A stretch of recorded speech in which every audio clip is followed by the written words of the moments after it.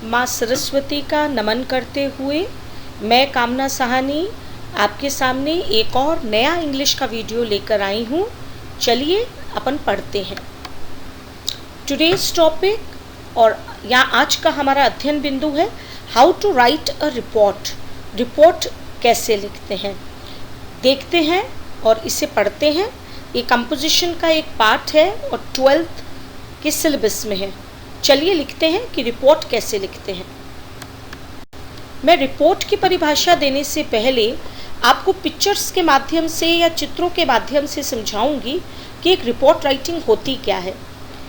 वैसे हम काम तो केवल सेकंड स्टेज का करते हैं, लेकिन अगर मैं चित्रों के द्वारा इसको समझूं तो हमारी फर्स्ट स्टेज ये होती है सीइंग एंड वॉचिंग, यानी कोई भी घटना या समारोह को हम देखते हैं या उसमें सम्मिलित होते हैं। नेक्स्ट हमारी सेकंड स्टेज होती है जब हम बैठते हैं, हम उस पूरे घटना को, पूरे समारोह को याद करते हैं और हम जो है उसकी रिपोर्ट तैयार करते हैं। और वो रिपोर्ट थर्ड स्टेज में तब जाती है जब वो हमारे पेपर में या किसी मैगजीन में या किसी पत्रिका के अंदर पब्लिश होती है। रिपोर्ट एक्चुअली एक तरीके से देखा जाए तो न्यूज़ होती है, जो नॉर्मली हम लोग कोई भी घटना या समारोह अगर होता है उसके बाद लिखते हैं और उसे पब्लिश करने के लिए या छपने के लिए हम न्यूज़पेपर में भेजते हैं। तो यानी कि हमारा काम केवल इतना है कि हम जो सेकंड स्टेज का काम करें, जिसमें हम रिमेंबर भी करें और हम जो है रिपोर्ट राइटिंग भी करें। तो अब हम देखते हैं कि रिपोर्ट राइटिंग की परिभाषा क्या होती है और हम रिपोर्ट राइटिंग लिखते कैसे हैं। ना what is a report. Report क्या होती है?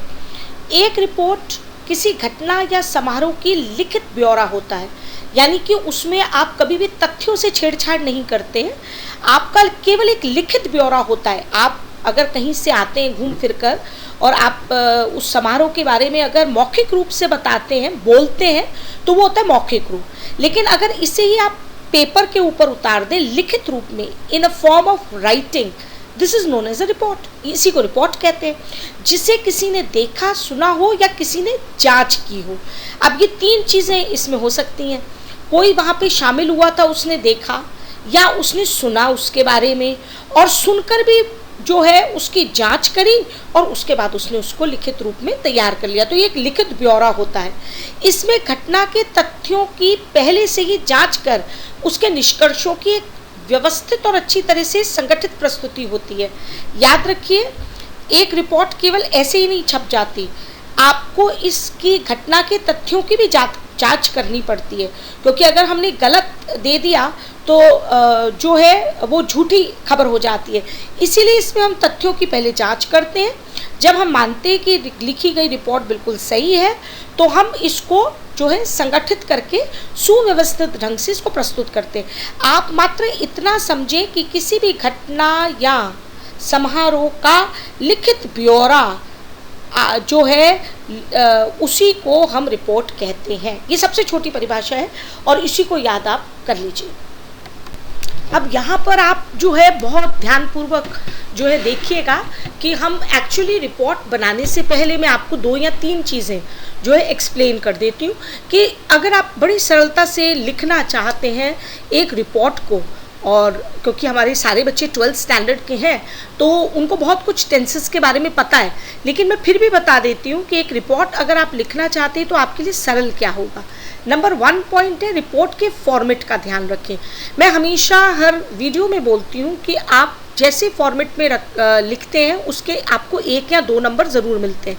तो इसके आगे मैं इसका फॉर्मेट पढ़ाऊँगी आपको। तो सबसे पहली बात यह है कि रिपोर्ट का फॉर्मेट याद रखें। फॉर्मेट का मतलब होता है वो किस तरीके से लिखी जाती है, ठीक है। दूसरा है, रिपोर्ट हमेशा 2 तरीके से लिखी जाती है, क्योंकि एक तो होता है सिंपल पास्ट टेंस और या वो सिंपल पास्ट पैसिव में लिखी जाती है। अब सिंपल पास्ट टेंस और सिंपल पैसिव पास्ट पैसिव में ही क्यों लिखी जाती है ये देखते हैं। याद रखिए, मैंने आपसे कहा कोई घटना या समारोह का लिखित ब्यौरा जो होता है वो होती है रिपोर्ट। तो याद रखिए, आप गए, आपने समारोह में भाग लिया या आपके सामने कोई घटना घटित हुई, आपने उसको देखा, जब आप उसको सुनाते हैं या आप उसको लिखते हैं तो वो चीज़ आपकी भूतकाल में हो गई। तो यानी ऐसे हुआ था, ऐसा था वो चीफ गेस्ट आए थे, तो आपने जो भी बात कही वो पास्ट में कही, आप ये नहीं कह रहे वो आ रहे हैं। इसीलिए इसके सेंटेंसेस केवल दो फॉर्म्स में ही हमेशा बनते हैं, एक सिंपल पास्ट टेंस और एक सिंपल पास्ट पैसिव में। ज़्यादा से ज़्यादा अगर हम इसका प्रेजेंट का इस्तेमाल करते हैं तो वो आखिरी सेंटेंस में करते हैं, और कहीं पर भी कोई दूसरे टेंस का हम इस्तेमाल नहीं करते। तो ज़्यादातर इसके अंदर हमारे सिंपल पास्ट टेंस, ज़्यादातर दूसरे टेंसेस भी आ सकते हैं, लेकिन हम ज़्यादातर इसका सिंपल पास्ट और सिंपल पास्ट पैसिव में लिखते हैं। अब सिंपल पास्ट क्या होता है, तो बहुत सरल है। पास्ट टेंस का सूत्र है, हरे वाली तरफ देखिए, subject plus second form of the verb, यानी आपको सब्जेक्ट का मतलब होता है कर्ता। अब इसको अगर मैं और एक्सप्लेन करूं तो सब्जेक्ट का मतलब होता है, इसकी जगह पे आप संज्ञा भी लगा सकते हैं और सर्वनाम भी लगा सकते हैं। यानी समझिए आपने कहा मुख्य अतिथि, तो मुख्य अतिथि अगर आपने लगाया तो यहाँ पर सब्जेक्ट आपका जो है वो संज्ञा हो गया, और मैंने अगर मुख्य अतिथि मेरे पुरुष है और मैंने लगा दिया ही, क्योंकि हर बार तो मैं मुख्य अतिथि लिखूंगी नहीं, तो सब्जेक्ट यानी संज्ञा भी हो सकता है और सर्वनाम भी हो सकता है। मैं इसके लिए एक और वीडियो भी आपको बताऊंगी कि हम इन्हीं का इस्तेमाल करते हैं तो हम कैसे करेंगे। चलिए आगे बढ़ते हैं। प्लस इसके अंदर हमेशा इसके पीछे हम क्रिया का दूसरा रूप लगा देते हैं। अब क्रिया का दूसरा रूप आप जानते हैं, जैसे कि समझिए मैं एग्जाम्पल देती हूँ, ईट क्रिया है, तो ईट का first form, ate second form और ईटन थर्ड फॉर्म। तो हमें कौन सा रूप इसमें लेना है, हमें केवल बीच वाला एट लेना है। जैसे समझिए मुझे लिखना है मुख्य अतिथि ने पुरस्कार दिया, तो बहुत सरल है, मुख्य अतिथि यानी द चीफ गेस्ट आपने लगाया। देना, देने के लिए क्रिया होती है गिव, गिव का सेकंड हुआ गेव, और क्या दिया, पुरस्कार, पुरस्कार को आप क्या कहते हैं, प्राइज। तो आपका सीधी सी सेंटेंस बन गया, the chief guest gave prize. तो आपके बहुत सरलता से जो है वो आपका जो है वाक्य बनता चला जाता है। और आप सेकंड फॉर्म के पीछे किसी प्रेपोजिशन का यूज़ कर सकते हैं, कई दफ़ा आप जो हैं इसके पीछे आप ऑब्जेक्ट भी लगा सकते हैं। ऑब्जेक्ट का मतलब होता है कर्म, और वो जो होता है वो संज्ञा या सर्वनाम होता है। जैसे मैंने अभी एक वाक्य बनाया, the chief guest gave the prize, the prize भी यहाँ पर संज्ञा है और ये अपना कर्म है। तो ये हो गया अपना पास्ट टेंस का। अब आखिरी वर्ड है जो आखिरी है वो ये सिंपल पास्ट टेंस पैसिव भी कई दफ़ा बनता है। अब क्या होता है, कहने का लहजा भर अलग है। मैं ज़्यादातर अपने स्टूडेंट्स को ये कहती हूँ कि आप तो सीधा सेंटेंस बनाएं, लेकिन समझिए कि अपन ने एक सेंटेंस बनाया, द चीफ गेस्ट ने प्राइज दिया, और वही सेंटेंस अगर मैं ये बोलूँ कि प्राइज चीफ गेस्ट के द्वारा दिए गए, अर्थ तो दोनों का सेम है, लेकिन उसका कंस्ट्रक्शन अलग है, यानी वाक्य बनाने का तरीका अलग है। क्यों? क्योंकि ये पैसिव का हो जाएगा, उसके द्वारा दिया गया। और आपने एक्टिव और पैसिव 11th में भी पढ़ा है, मैं इसको वापस रिपीट करती हूँ। सिंपल पास्ट टेंस पैसिव बहुत सरल है, आपको सबसे पहले क्या लगाना है, ऑब्जेक्ट। अब याद रखिए मैंने पहला सेंटेंस बनाया था, the chief guest gave prizes, prize, तो प्राइज को मैंने आगे ले आई और मैंने कहा पुरस्कार दिए गए, तो मैंने लिखा प्राइज, और उसके पीछे मैंने लगाया वॉज या वर में से एक चीज।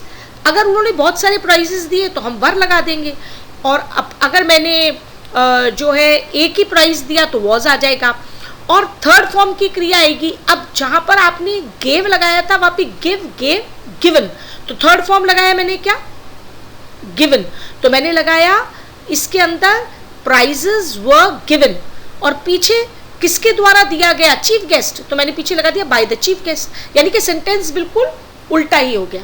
और मैं हमेशा अपने स्टूडेंट्स को एक जो है गाना बोलती हूँ कि आप याद रखें इसमें कि सेंटेंस हमारा दो तरीके से बन सकता है।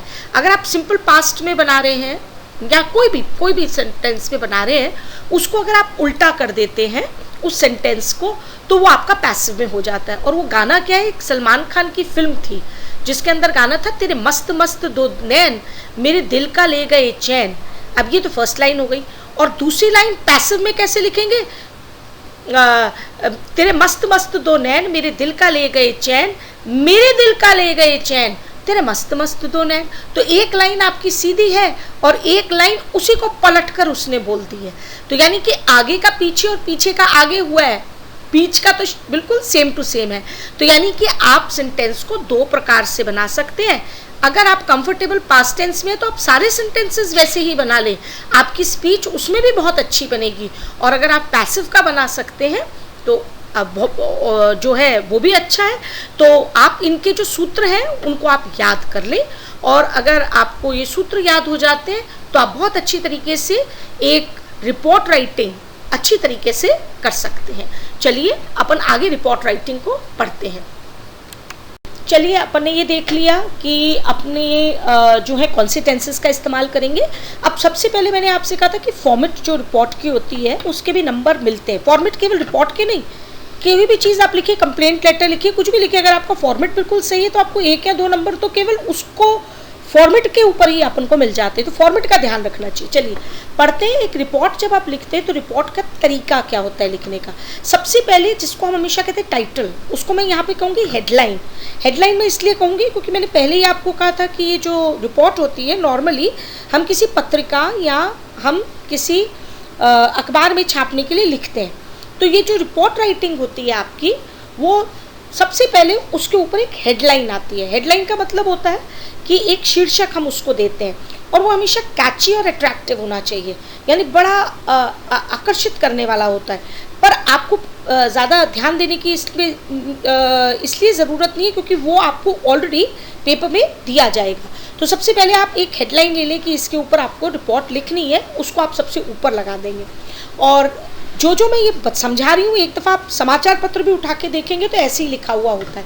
उसके बाद बिल्कुल इसके नीचे आप लिखेंगे बाय यानी द्वारा, किस संवाददाता ने इसे लिखा है, किस रिपोर्टर ने इसको लिखा है। तो यहाँ पर आप कहेंगे, जैसे कि उसमें आया you are Ankit of 12th, तो आप लिखेंगे by Ankit of class 12th arts science commerce, जो भी है वो लिखेंगे। अगर समझिए कि उन्होंने कोई क्लास नहीं दे रखी तो कोई दिक्कत नहीं है, आप इसको ऐसे भी लिख सकते हैं बाय नेम, कोई सा भी नेम डाला, रिपोर्टर ऑफ TOI या रिपोर्टर ऑफ, जैसे TOI क्या है, टाइम्स ऑफ इंडिया, यहाँ पे अखबार का नाम आ गया। तो यानी आपको केवल नाम लिखना है, पीछे रिपोर्टर लिखना है कि आप वहाँ के रिपोर्टर हैं और आपको अखबार का नाम देना है। उसके बाद आप एक लाइन छोड़ेंगे और एक लाइन छोड़ने के बाद आप ध्यानपूर्वक देखिए, आप प्लेस डेट लिखेंगे। प्लेस का मतलब समझिए कि वो घटना जयपुर में हुई है, तो आप प्लेस का नाम रखेंगे जयपुर, फिर लगाएंगे कॉमा, और उसके अंदर अब आप डे, मंथ, नेम और ईयर लिखेंगे। यानी कि अभी मैं आगे आपको समझाऊंगी कि उसको कैसे लिखा है मैंने। अब आपने लिखा जयपुर, उसके बाद समझिए तारीख आपकी 30 है तो आपने लिखा 30, फिर मंथ का नेम है मई, मैंने 5 नहीं लिखा, 30 मई 2020 या 30 मई 2020। उसके बाद ये जहाँ लाइनें खींची हुई हैं, इसमें हम पूरी लाइनें, वो जो मैंने आपको बताया था अभी सिंपल पास्ट और सिंपल पास्ट पैसिव के सेंटेंसेस को यूज़ करते हुए अपन सारी लाइंस इसमें लिख देंगे। अब अपन देखते हैं कि ये कैसा दिखेगा अगर हम कॉपी में इसको बनाते हैं। अब समझिए कि मैंने कॉपी में बनाना चालू किया और मेरे को ब्लड डोनेशन कैंप पर आया था, तो मैंने देखिए क्या करा, मैंने ब्लड डोनेशन कैंप लिखा, उसको रेखांकित कर लिया। आप हर शीर्षक को तो रेखांकित करें, अंडरलाइन करें। उसके बाद मैंने लिख दिया नीचे बाई कामना सहानी, मैंने अपना ही नाम लिखा, रिपोर्टर दैनिक भास्कर। अब यहाँ पे रिपोर्टर दैनिक भास्कर ये लिखें, ऑफ लगाने की ज़रूरत नहीं है। उसके बाद मैंने फिर एक लाइन छोड़ी, आपने ध्यानपूर्वक देखा, मैंने लिखा जयपुर, 30 मई 2020, यानी कि मैंने इस तारीख को लिखा है। अब याद रखिए ये वो तारीख है जिस तारीख के एक दिन पहले वो घटना हो चुकी है, तो इसीलिए मैंने वो उसको 30 मई 2020 लिखा। अब जो भी तारीख में आप पेपर दे रहे हैं वही आप तारीख लिख दीजिएगा इसके अंदर, ऐसी कोई वो नहीं। और ये फिर लाइनें मैंने छोड़ी हैं, इस जगह पर आपकी सारी रिपोर्ट राइटिंग हो जाएगी। चलिए अब अपन आगे देखते हैं रिपोर्ट में और क्या लिखते हैं। तो ये फॉर्मेट है, इसको याद रखिएगा। ये फॉर्मेट से भी अगर आप लिखते हैं, ऊपर का भी इतना भी लिख लेते हैं तो आपको 1 नंबर मिलेगा। ठीक है, चलते हैं अपन आगे देखते हैं। मैं रिपोर्ट की परिभाषा देने से पहले आपको पिक्चर्स के माध्यम से या चित्रों के माध्यम से समझाऊंगी कि एक रिपोर्ट राइटिंग होती क्या है। वैसे हम काम तो केवल सेकंड स्टेज का करते हैं, लेकिन अगर मैं चित्रों के द्वारा इसको समझूं तो हमारी फर्स्ट स्टेज ये होती है सीइंग एंड वॉचिंग, यानी कोई भी घटना या समारोह को हम देखते हैं या उसमें सम्मिलित होते हैं। नेक्स्ट हमारी सेकंड स्टेज होती है जब हम बैठते हैं, हम उस पूरे घटना को, पूरे समारोह को याद करते हैं और हम जो है उसकी रिपोर्ट तैयार करते हैं। और वो रिपोर्ट थर्ड स्टेज में तब जाती है जब वो हमारे पेपर में या किसी मैगजीन में या किसी पत्रिका के अंदर पब्लिश होती है। रिपोर्ट एक्चुअली एक तरीके से देखा जाए तो न्यूज़ होती है, जो नॉर्मली हम लोग कोई भी घटना या समारोह अगर होता है उसके बाद लिखते हैं और उसे पब्लिश करने के लिए या छपने के लिए हम न्यूज़पेपर में भेजते हैं। तो यानी कि हमारा काम केवल इतना है कि हम जो सेकंड स्टेज का काम करें, जिसमें हम रिमेंबर भी करें और हम जो है रिपोर्ट राइटिंग भी करें। तो अब हम देखते हैं कि रिपोर्ट राइटिंग की परिभाषा क्या होती है और हम रिपोर्ट राइटिंग लिखते कैसे हैं।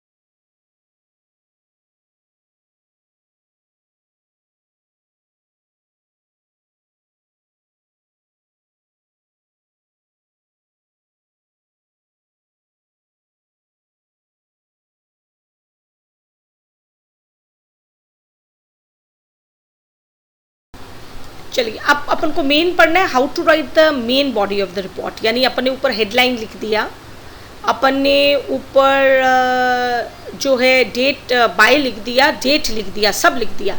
अब अपना मेन बात है कि हमको मुख्य भाग में क्या लिखना है। तो समझिए कि अपन को एक्सीडेंट्स लिखने, पहले आप इस तरफ देखें, एक्सीडेंट्स वाली तरफ एक्सीडेंट्स लिखने, और उसके नीचे मैं पहले पूरा बताऊंगी। तो एक्सीडेंट्स में अपन क्या लिख सकते हैं?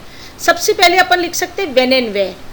इसके अंदर अपन लिख सकते हैं ये कहाँ और कब हुआ था, यानी कि एक्सीडेंट कब हुआ, जैसे सुबह हुआ, कौन सी तारीख को हुआ, कितने बजे हुआ, कौन सी दिन हुआ। आप ये सारी चीज़ें देखिए, ऑन, इन, एट जोड़ के बहुत बड़ा सेंटेंस बना सकते हैं। 100 वर्ड्स के अपन को लिखना होता है और इसी लाइन से अपने तकरीबन 20 या 25 वर्ड्स बन जाते हैं।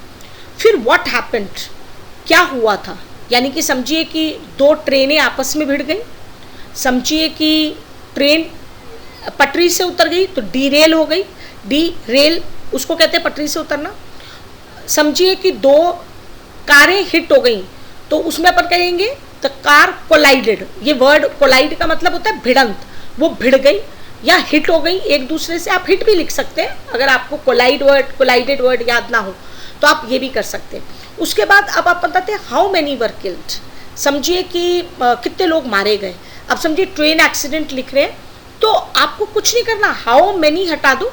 अगर ये आप क्वेश्चन को भी याद कर रहे हैं, 100 पीपल वर किल्ड, और अगर इसके पीछे in the accident, in the train accident, अपने आप ही आपकी बहुत बड़ी लाइन बन जाएगी। हाउ मेनी वर इंजर्ड, अब इसमें प्रश्न आया कि कितने घायल हुए, तो कितने घायल हुए, मैंने कहा 50 घायल हुए। समझो ट्रेन एक्सीडेंट है और कार एक्सीडेंट था तो मैंने कहा 2 लोग घायल हुए, तो आप लिख सकते हो 2 वर इंजर्ड। केवल आपने हाउ मेनी लगाया, आगे संख्या लिखी और पीछे वर इंजर्ड कर दिया, इंजर्ड यानी घायल। डिटेल्स ऑफ रेस्क्यू, आप रेस्क्यू का मतलब होता है बचाव कार्य। बचाव कार्य क्या क्या हुआ, जैसे समझिए पुलिस वहां पर पहुंच गई तो पुलिस रीच देयर। उसके बाद आप लिख सकते हो रेस्क्यू टीम, कई बार कई सारी रेस्क्यू टीम्स आती हैं। रेस्क्यू टीम्स का मतलब होता है सोशल सर्विस करने वाले बहुत सारे लोग आ जाते हैं, खुद वॉलंटियर्स के तौर पर आ जाते हैं। उसके बाद मेडिकल टीम आ जाती है। मेडिकल टीम में आप क्या कर सकते हो, डॉक्टर, नर्सेज, ऑफिसर्स, अगर ट्रेन एक्सीडेंट है ऑफिसर्स भी पहुंच जाते हैं कई दफ़ा, तो वो सारी बचाव कार्य आप लिख देंगे। एडमिटेड इन हॉस्पिटल, अब ये भी बचाव कार्य में ही आता है। अब आपको लिखना है इतने इतने लोग अस्पताल में भर्ती हो गए, और फिर वाई इट हैपेंड, ये क्यों हुआ। अब क्यों हुआ, जैसे कि समझिए ट्रेन एक्सीडेंट है तो समझिए उसका ट्रैक टूटा हुआ था, ट्रैक वॉज ब्रोकन, यानी पटरियों में प्रॉब्लम थी तो पटरियों को अपन ट्रैक कहते हैं। अगर समझिए कार एक्सीडेंट था तो अपन लिख सकते हैं भी कार एक्सीडेंट इसलिए हुआ क्योंकि वहाँ पर जो ड्राइवर था वो शराब पिए हुए था, ही वॉज ड्रंक, तो ये भी कर सकते हैं। तो ये आप जब लिखेंगे 2-3 बार पॉइंट्स, तो ये 4-4, 5-5, 6-6 पॉइंट्स बनाते जाएंगे तो आपकी रिपोर्ट अपने आप ही बहुत बड़ी बन जाएगी। अब अपन आते हैं, समझिए मेरे को समारोह लिखना है, तो समारोह में पहला पॉइंट तो वो का वो है, समारोह कब हुआ, कहाँ हुआ, किसने किया, इसके अंदर आप ये भी डाल सकते हैं। ठीक है, who was the chief guest, अब चीफ गेस्ट कौन था, मुख्य अतिथि कौन था, आप ये बता दें, तो इसमें कोई भी दिक्कत नहीं है। आपको केवल क्या करना है, चीफ हु को हटा के उसकी जगह नाम पर लिख दीजिए, health minister, education minister, mister, और उसके आगे जो है आप नाम लिख सकते हैं मिनिस्टर्स का। उसके बाद who inaugurated the function and when, किसने और कब इसका उद्घाटन किया। इनॉग्रेट का मतलब होता है उद्घाटन करना, तो आपको क्योंकि 12th में अपन को ये वर्ड्स तो आने ही चाहिए, तो who inaugurated, naturally the chief guest ही करेगा। राइट अबाउट द प्रोग्राम, अब आप प्रोग्राम के बारे में लिखें। आप समझिए प्राइज डिस्ट्रीब्यूशन है, तो मैंने आपको पहले ही बोला इसमें प्राइज दिए गए, इसमें भाषण दिया गया, इसके अंदर जो है बच्चों ने डांस किया, बच्चों ने गाना गाया, बच्चों ने नाटक करा, तो ये सारे प्रोग्राम का ब्यौरा हो सकता है। आप अगर समझिए ब्लड डोनेशन में है तो आप क्या लिखेंगे कि खून दिया गया, नर्सें वहाँ पर आईं, नर्स और डॉक्टर्स आए वहाँ पे जिन्होंने खून दिया, उनको कॉफ़ी जूस मिला। तो आप जो हैं सारे प्रोग्राम का पूरा 4 या 5 लाइनों में बनाकर लिखेंगे। फिर है हु गेव द स्पीच, जब भी कोई फंक्शन होता है कोई ना कोई स्पीच देता है। समझिए प्राइज डिस्ट्रीब्यूशन है आपके यहाँ पे, वार्षिक उत्सव है, तो कौन स्पीच देगा, सबसे पहले तो आपके चीफ गेस्ट देंगे, और चीफ गेस्ट दे के बाद आप जो है अंत में प्रिंसिपल महोदया या प्रिंसिपल सर या प्रिंसिपल मैडम जो भी है वो देंगे, और गेस्ट भी देंगे। और who gave the prize certificate and to whom, अब किसने प्राइज दिया, तो चीफ गेस्ट देते हैं, कभी प्रिंसिपल देते हैं, और जो है उनका नाम लिख दीजिए या उनका पद लिख दीजिए, और किसको दिया, बच्चों को दिया बस। और टीचर्स को भी मिलता है कई दफ़ा अगर उनका जो है रिज़ल्ट अच्छा आता है। तो ये अगर ये पॉइंट्स अगर आप याद करेंगे तो आप बहुत सरलता से जो है रिपोर्ट को बना सकते हैं। चलिए अपन एक रिपोर्ट बनाकर देखते हैं कि ये एक्सीडेंट की भी बनाती हूँ और मैं एक इवेंट की भी आपको बना के बताती हूँ इन्हीं प्रश्नों के द्वारा कि मैंने कैसे बनाया। चलिए अपन एक एक्सीडेंट पे लिखते हैं, ठीक है। आप एक ऑरेंज वाली तरफ जो है आप देखेंगे वो ऑरेंज कलर में, तो मैं रिपोर्ट बना रही हूँ, और जो पिंक वाली तरफ है वहाँ मैंने प्रश्न लिख दिए, ठीक है। और मैंने टॉपिक लिया एक्सीडेंट में ट्रेन एक्सीडेंट, तो मैंने सबसे पहले हेडलाइन लिखी, देखिए एरो बना हुआ है, आप उससे देख सकते हैं बहुत अच्छी तरीके से कि मैंने लिखा था ट्रेन एक्सीडेंट, यानी कि ये ट्रेन का एक्सीडेंट, ट्रेन दुर्घटना के बारे में अपन लिख रहे हैं। मैंने फिर इसके नीचे लिखा बाय, नेम ऑफ और नेम ऑफ न्यूज़पेपर नेम लिखेंगे। तो मैंने लिखा नेम यानी अतुल, फिर मैंने लिखा रिपोर्टर ऑफ दैनिक भास्कर। तो ये मैंने इसके अंदर बना दिया। उसके बाद मैंने लिखा एक लाइन छोड़ी, जैसे मैंने पहले भी आपको बताया था। फिर मैंने प्लेस और डेट लिखी, मैंने लिखा जयपुर, 30 मई 2020, और इसके पीछे मैंने कितनी 2 बिंदियाँ कोलन लगाया, यानी मैंने इसमें सभी कोलन लगाया। 2 डॉट्स आप लगा दीजिए, एक के नीचे एक, और उसके बाद आप वहाँ से भी चालू कर सकते हैं और आप इसके नीचे से भी चालू कर सकते हैं। ये आपके ऊपर निर्भर है आप कैसे करें, ठीक है। अब सबसे पहला प्रश्न मैंने बोला था कि हर चीज़ में आप लिखेंगे व्हेन एंड वेयर, कहाँ और कब, और इसके अंदर मैंने आपको बताया था प्लेस आ सकती है, टाइम आ सकता है, डेट आ सकता है और डे आ सकता है।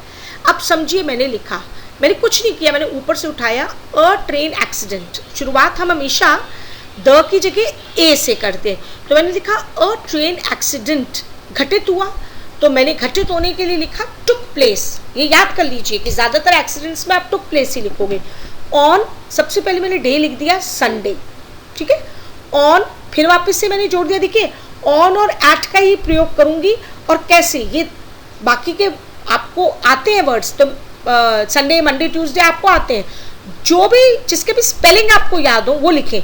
तो जैसे मैंने कहा ऑन संडे, ऑन, फिर मैंने तारीख दी, एक दिन पहले घटित हुई, तो ही आज मैं बोल रही हूँ, तो मैंने कहा 29 मई 2020 एट 12 PM।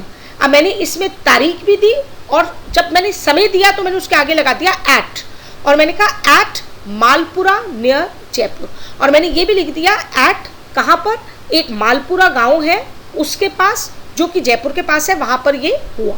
तो ये तो मैंने एक ही लाइन के अंदर काफ़ी सारे जो है डाल दिए। अब इसके अंदर नेक्स्ट होता है व्हाट हैपेंड, क्या हुआ। तो अपन ने लिखा, मैंने इसका उत्तर लिखा द ट्रेन डिरेल्ड। अब डिरेल्ड का मतलब केवल 3 वर्ड में आपका खत्म हो सकता है। डिरेल्ड का मतलब होता है कि पटरी से उतरना, या आप लिख दीजिए it collided with the other train. जैसे मैंने वो चित्र में बताया था, कोलाइड का मतलब मैंने आपको बताया हिट हो गया, it got hit with the other train. 2 ट्रेनें आमने सामने आ गई और भिड़ंत हो गई, ठीक है। तो आप ये भी लिख सकते हो। अब नेक्स्ट है how many were killed in the accident. मैंने ये बनाया है सेंटेंस की भी, हाउ मेनी वर किल्ड। मैंने आपसे बोला था आप कुछ मत लिखिए, आप पूरा एक लिखिए 100 people were killed in the accident, या 25 people were killed in the accident, 20 people were killed in the. आपने केवल कुछ नहीं करा, हाउ मेनी को हटाया, वहाँ पर एक संख्या लिखी, जो संख्या आप जो है हमेशा वर्ड्स में लिखेंगे, याद रखिए। आप अंकों में नहीं लिखेंगे, आप 2 और 5 नहीं लिख देंगे, आप 25 लिखेंगे। आपने लिखा 100 people were killed in the accident. How many were injured in the accident, आप कितने घायल हुए ये भी लिखना है, तो आप वही कर दीजिए। 50 people वर, जहाँ किल्ड था वहाँ पे मैंने लगा दिया injured in the train accident, ठीक है। अब आप इसके अंदर जो है लाइनें और भी जोड़ सकते हैं, जैसे आप कह सकते हैं 20 people are seriously injured. Seriously injured वही वर्ड है, लेकिन सीरियसली यानी गंभीर रूप से, है ना। और कुछ लोग जो है केवल हल्का फुल्का है, फर्स्ट एड वाले। तो आप ये ऐसे करके भी लाइनों को बढ़ा सकते हैं और बना सकते हैं। फिर अपन ने नेक्स्ट वाला देखा डिटेल्स ऑफ द रेस्क्यू, बचाव कार्य। तो बचाव कार्य में क्या होता है कि कैसे बचाव कार्य, और इसमें हम बहुत सारे सेंटेंसेस बना सकते हैं। जैसे देखिए मैंने तो एक ही लाइन बनाई, मैंने कहा पुलिस ऑफिसर्स, ये जो पर्पल कलर में आ रहा है आपका बैंगनी कलर में, police officers, doctors, nurses and social workers have reached the place. अब आप ये लिख सकते हो, आपने कॉमा लगा के करा, आप इसके बहुत सेंटेंसेस बना सकते हो। अपन ये लिख सकते हैं रेस्क्यू वर्क हैज स्टार्टेड, केवल रेस्क्यू से, रेस्क्यू वर्ड नहीं आया तो आप सेविंग वाला भी कर सकते हो, ठीक है। People are saving the lives of the people, ये भी लिख सकते हो। तो रेस्क्यू वर्क हैज स्टार्टेड, इसको ऐसे भी लिख सकते हो। Police reached in 1 hour, police वहां पर 1 घंटे में पहुंच गई, ठीक है। रेलवे ऑफिसर्स रश्ड, रश्ड का मतलब होता है तेजी से, तो वो तेजी से आए हैं। Rushed to the site, site का मतलब होता है वो जगह। इसी तरीके से doctors and nurses are giving medical help. आप ये एक सेंटेंस अलग बना सकते हो कि डॉक्टर्स और नर्सेज गिव, दे रहे हैं, क्या दे रहे हैं? Medical help. नेचुरली वो मेडिकली आपको हेल्प करेंगे, दे आर हेल्पिंग पीपल, जो भी है, ठीक है। और सोशल वर्कर्स जो हैं वो भी लोगों को निकालने में सहायता कर रहे हैं। तो social workers are saving the people, saving यानी बचाना, रेस्क्यूइंग द पीपल, सेविंग करो रेस्क्यूइंग करो एक ही वर्ड होता है। तो एक ही डिटेल्स ऑफ रेस्क्यू में मैंने एक लाइन में जिसे खत्म किया उसके आप 6 लाइनें बना सकते हो। फिर है who are admitted in hospital and where, किसको आपने हॉस्पिटल में करा है?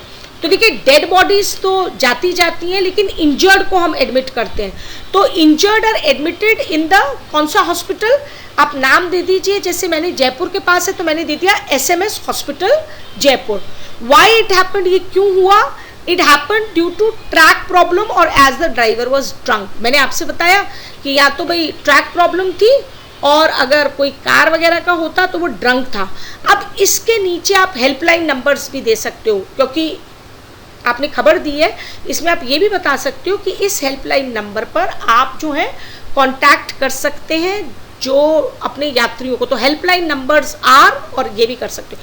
तो यानी कि मैंने तो छोटा लिखा है, लेकिन आप इन्हीं प्रश्नों के उत्तर बहुत ज़्यादा जो है 1 के 6 बनाकर भी आप जो है इसको बड़ा करके लिख सकते हो और आपकी रिपोर्ट राइटिंग बहुत अच्छी बनेगी। तो ये तो हो गया एक्सीडेंट।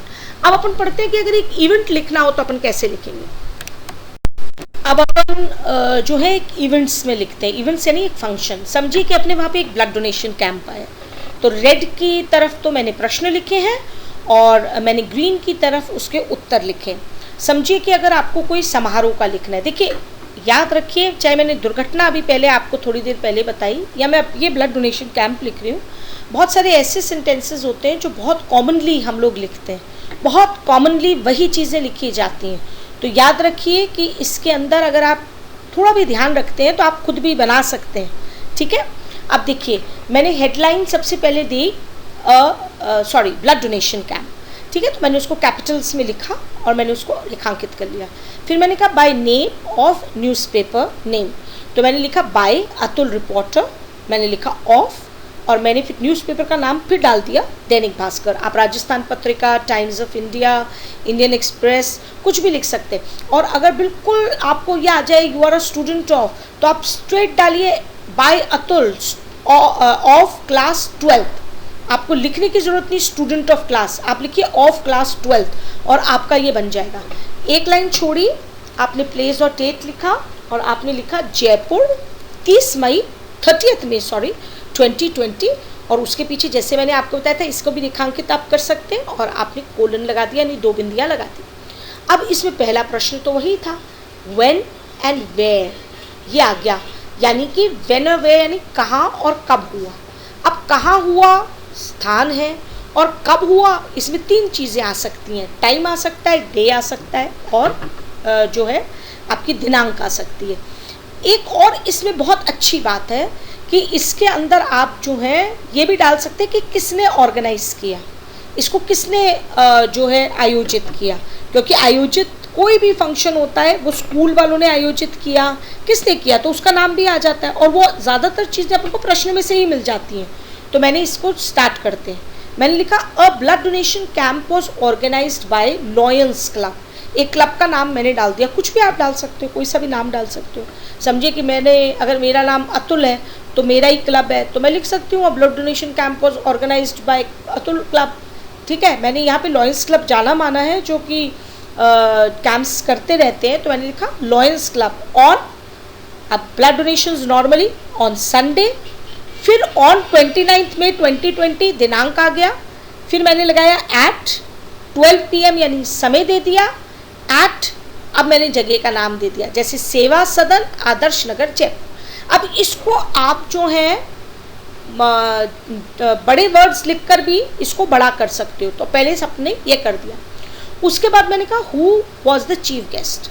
समझिए कि चीफ गेस्ट कौन थे, तो ब्लड डोनेशन कैंप अगर आप कर रहे हैं आयोजित तो ज़्यादातर उसके अंदर कोई मेयर आ सकते हैं, मिनिस्टर आ सकते हैं, वैसे मिनिस्टर्स कम आते हैं, लेकिन हाँ क्योंकि लॉयंस क्लब का है तो मिनिस्टर्स हेल्थ मिनिस्टर आ सकते हैं आपके यहाँ पे, ठीक है, आपके इलाके के कोई पार्षद आ सकते हैं। तो मैंने लिखा है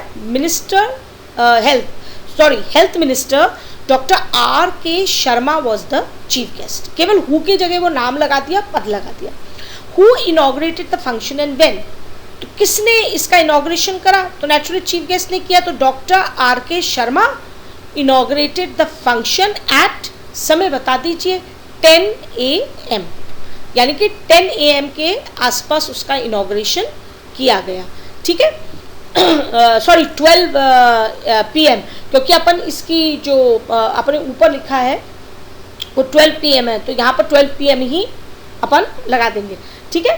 who took part in the function, समारोह में किसने भाग लिया, तो अपन इसमें भाग के कौन लेगा अगर एक ब्लड डोनेशन कैंप है, तो अपन लिखेंगे doctors, nurses, social workers and donors. Donation क्या होता है, दान देना, तो देने वाले कौन होते हैं, डोनर्स। तो उन्होंने कहा donors took part in the function. अब समझिए कि आप प्राइज डिस्ट्रीब्यूशन पे लिख रहे हैं तो कौन कौन हो सकता है इसके अंदर, इसके अंदर स्टूडेंट्स हो सकते हैं, गेस्ट हो सकते हैं, पेरेंट्स हो सकते हैं जिन्होंने पार्ट लिया है। तो आप इसके अंदर मैंने करा है doctor, nurses, social workers and donors took part in the function. अब write about the program, program के बारे में आप लिखें। अब आपको प्रोग्राम के बारे में क्या लिखना है, आप इसके अंदर लिख सकते हैं पूरा प्रोग्राम। मैंने कहा आपको एक ब्लड डोनेशन में क्या हो सकता है, देख पढ़ते हैं अपन। Doctor Sharma gave a speech on importance of blood donation, या मैं हमेशा कहती हूँ लाइन लिखो, आप मुख्य अतिथि का नाम लिख दो। उन्होंने एक speech the, gave a speech on importance of, और वो जो आपका ऊपर आपने शीर्षक लिखा है बिल्कुल वो का वो लिख दीजिए, ब्लड डोनेशन। अब आप समझिए कि आप प्राइज डिस्ट्रीब्यूशन है, तो आप कह दीजिए doctor Sharma gave a speech on importance of studies, और आपका काम खत्म कि आपको सबको प्राइज लेना चाहिए। 20 पीपल डोनेटेड ब्लड, अब अपन ने इसमें बताया कितने लोगों ने ब्लड डोनेट किया, 20 लोगों ने हमें डोनेट ब्लड किया। Donors were given juice and coffee, अब डोनर्स को जब उन्होंने दिया तो उसके बाद उनको जूस दिया गया और कॉफ़ी पीने को दी गई। 80 units of blood was collected, और अब हमने केवल इतना बताया कितने यूनिट ब्लड को कलेक्ट, इकट्ठा किया गया। तो मैंने कहा 4 यूनिट सबसे लिया था, तो 20 मल्टीप्लाइड बाई 4, अगर मैंने 20 लोगों ने दिया, 4 यूनिट एक ने दिया, तो 80 हो गया। तो मैंने कहा कि 80 यूनिट ऑफ ब्लड हमने कलेक्ट किया। अब who gave the prize certificate thanks and to whom, अब देखिए कभी भी कोई फंक्शन होता है तो उसमें 2-3 चीज़ें तो होती हैं। आप प्राइज़ देते हैं नंबर 1, या कुछ बांटते हैं, आप जो है सर्टिफिकेट्स भी देते हैं। अब कोई देता है और कोई लेता है, ठीक है, तो आपको दोनों चीज़ें लिखनी है। और दूसरी बात, आखिर में जिनको हम आमंत्रित करते हैं उनको हम धन्यवाद भी देते हैं। आपने देखा होगा जब भी आपके स्कूल में कोई समारोह होता है तो प्रिंसिपल महोदया या प्रिंसिपल महोदय हमेशा आते हैं, सर या मैम, और वो धन्यवाद देते हैं कि आप आए और आपने हमारे फंक्शन की शोभा बढ़ाई, इसलिए आपका बहुत बहुत धन्यवाद। तो हर फंक्शन के ऊपर आपको धन्यवाद देना पड़ता है जिनके कारण आपका ये जो फंक्शन है वो सफल हुआ। तो सबसे पहले तो अपन लिखेंगे किसने दिया, तो नेचुरली जब लॉयन क्लब ही कर रहा है तो लॉयन क्लब देगा, तो मैंने लिखा Lion Club gave thanks to the chief guest. पहले तो उन्होंने चीफ गेस्ट का धन्यवाद किया, फिर doctors, nurses and social worker, इन सबका धन्यवाद किया, क्योंकि डॉक्टर साहब ने अपना अमूल्य समय दिया, नर्सेज ने अपना अमूल्य समय दिया, सोशल वर्कर्स ने अपना अमूल्य समय दिया, वो आए, मुख्य अतिथि महोदय आए, इनको सबको कॉमा लगा के आप थैंक्स दिलवा दो। Certificates were given to the donors, अब जिन्होंने अपन को ब्लड दिया होता है उनको हम सर्टिफिकेट्स देते हैं। डॉक्टर्स को भी सर्टिफिकेट दिया जाता है कि आपने ये सराहनीय कार्य किया, नर्सेज को और सोशल वर्कर्स को भी दिया जाता है। फिर वापस से आप ये देख सकते हैं certificates were given to the donors, doctor, nurses and social worker. अब इसके अंदर आप और भी जोड़ सकते हो, सर्टिफिकेट्स की जगह मोमेंटो भी जोड़ सकते हो, क्योंकि डॉक्टर्स और नर्सेज को मोमेंटो भी दे सकते हैं हम लोग। यादगार के लिए हम एक क्लब का एक वो बना देते हैं, शील्ड टाइप छोटी सी दे देते हैं, तो वो मोमेंटो होता है याद के लिए, ठीक है। The camp was very successful, और एंड में केवल अपन कोई भी फंक्शन खत्म हो उसके लिए लिखते हैं कि वो कैंप बहुत जो है सक्सेसफुल था। अब ये इवेंट्स है, इसी का इस्तेमाल अपन औरों में भी कर सकते हैं। होमवर्क का अपना टाइम आ गया, और होमवर्क के लिए मैं कहूँगी कि make a report writing on any one, यानी आपको केवल किसी एक पर जो है रिपोर्ट राइटिंग लिखनी है, या तो आप लिखिएगा वन महोत्सव पर या लिखिएगा एक कार एक्सीडेंट पर, ठीक है। और बहुत सरल है, आप इसको लिख कर रखिएगा। तो और आप मेरे को व्हाट्सएप पर भी भेजिएगा ताकि मैं इसको चेक करूँ। Now a big thank you to all the students who have watched this video, and I think you must have learnt a lot of things from this. एक बार मैं पुनः आप सबका धन्यवाद करती हूँ और आशा करती हूँ कि आपने जो है इससे बहुत कुछ सीखा होगा। अब मैं रिक्वेस्ट करूँगी कि please subscribe and like my video also. A big thank you once again.